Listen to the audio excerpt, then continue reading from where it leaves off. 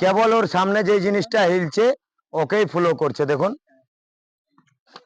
যেটা হিলছে ওটাকেই ফলো করেছে। দেখুন হেলা বন্ধ, ওর হেলা বন্ধ, আবার এটা হেলাও আবার হেলবে, আবার এটা বন্ধ করে দাও, ওর মুখের সামনে থাকলেও বাইট নাই করবে। আর হ্যাঁ সব সাপ ধরতে পারি বাবা। যাই হোক এই সাপ আমরা যেভাবে স্বচ্ছ দেখি ওভাবে সাপ স্বচ্ছ দেখতেও পায় না। কেন? সাপ কিরকম দেখে জানেন? আগেকার দিনে যে ক্যামেরার নেগেটিভ রিল হতো ওই নেগেটিভের মতো দেখতে পায়।